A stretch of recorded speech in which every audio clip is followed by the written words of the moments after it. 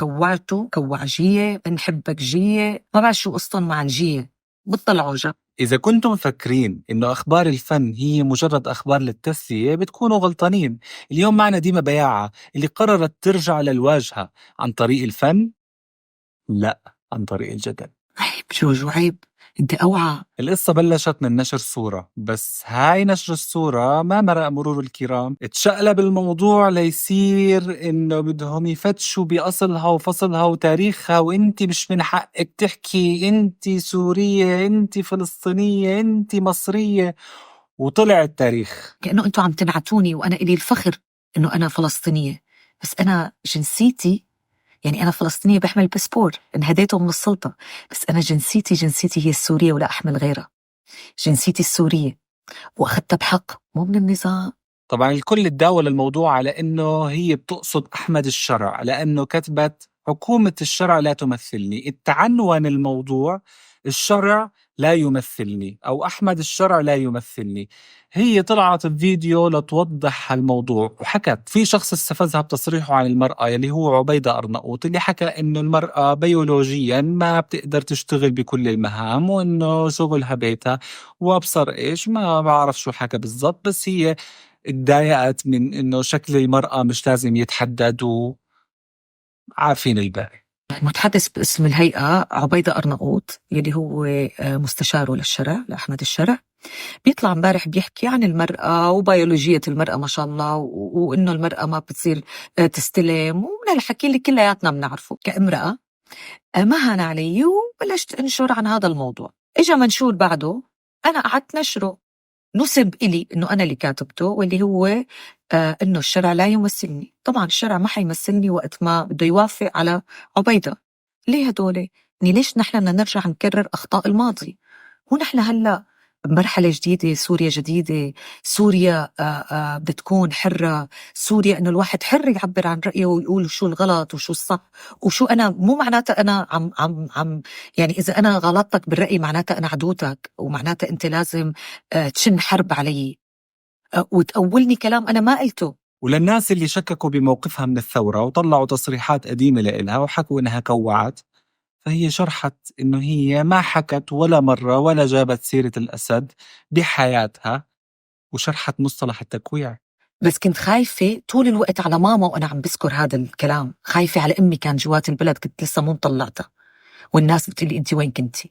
فأنا مو شرط أطلع أقول بالمشرمحي كنت، لأنه ما بدي أذي عيلتي. أنا عيلتي عندي إياهم مثل ما أنتوا عندكم عيلة، أنا عيلتي هي عندي إياها يعني نمبر 1. هي كوعت وكانت مع النظام ومدري شو. أنا من 2011 وقت ما بلشت الثورة، و2012 و2013 أنا كنت عم بكتب على فيسبوك وتويتر لآخر 2013، وبعدها وقفت. صرت مرات بمرق بلقاءاتي هيك كلمات، بس العالم اللي بتقرأ بتعرف أنا شو موقفي، لأنه إجاني بوقتها تليفون من سوريا قالوا لي ما حد تحكي من أهلي خوفا عليهم. أنا أمي كانت بقلب الشام، أخي تم محاولة خطفه بفترة الأحداث بدايتها، ومعروفة القصة. أنا أهل بابا اعتقلوا، وهدول شو فلسطينية سوريين. كرمال مين؟ كرمال العالم وكرمال الشعب. وديما ما وقفت هون، طلعت بفيديو مع امها مها المصري ووضحت بعض الاوضاع اللي عم بتصير بسوريا والرد على الجدل اللي صاير عليها، وامها بلشت دعاوي. بس الأشخاص اللي كبرت بالحكي يلا هلا بهالفترة ما بتلاقي غير السوسيال اللي هن عايشين اللي بالبلد اللي عايشين، بيقولوا المحكمة تبعيتهم اللي مسؤولة عنهم إذا كان عندهم إقامات أو جنسيات. أنا طبعا ما بتنسحب جنسياتهم، الله أعلم شو اللي بيصير، بس فيها محاسبة. أنا ما عاد أسكت. إن شاء الله كل واحد بيحكي كلمة مسيئة يا رب وبغير وجه حق، يا رب يا رب ترد عليه، يا رب بلاقيها. وبعد الهجوم الأول انتقلنا لفصل جديد من الحكاية وهو جوجو، ولحتى نعرف الحكاية لازم نشوف جوجو. شوفوا لنا فلان بالدور الفلاني، شوفوا لنا فلان بدور البطولة، أعطونا فلان دور البطولة، مشي لي هاد. الموالين كلهم كانوا يروحوا يسهروا مع الضباط، كل اللي قابلوا المخلوع.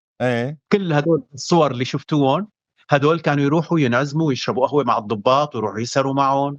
ما في داعي لذكر الأسماء، أنا مالي بصدد ذكر أسماء، بس إذا طيب. تفرجت على صور يا حرام يا جوجو، شو عملت بحالك بهالتصريحات؟ هذا الكلام خلى ديما تشعر بالغضب، وهي فترة منرفزة على الآخر، كل ما تشعر بالغضب عم تطلع. فردت عليه بفيديو طويل كتير، أنا اختصرت لكم إياه شوي وقسمت لكم إياه. عيب جوجو عيب، انت اوعى، ما بصير تلقي احكام هيك بس لانه انا بدي اعمل ترند واخسر منظري قدام زملائي فجأة بعتهم. طب ليه ما حكيت الحكي قبل؟ القرقر اللي بلا طعمه اللي بدر منه لا يمت بالواقع بأي صلة. عيب اللي ساويته، بس قلت بعدين خلص اللي صار صار، شو بده يطلع يعتذر؟ ما بعرف شو هدفه، انه هو حيتورط ويعطي اسماء بس لغاية انه هو ليثبت رأيه، وهو ما انه صحيح. لانه الاشخاص اللي انذكروا بهذا الموضوع هن ناس كتير، يعني اللي عايش بقلب الشام.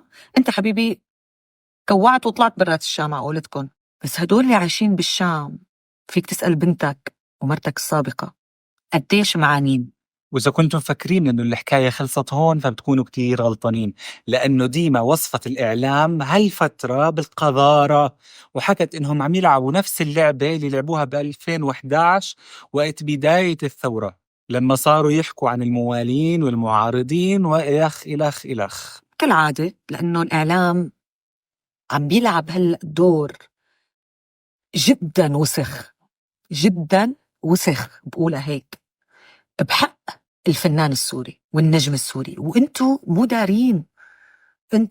دارين عم بيلعبوا نفس القصة اللي لعبوها بال2011 و2012 و2013.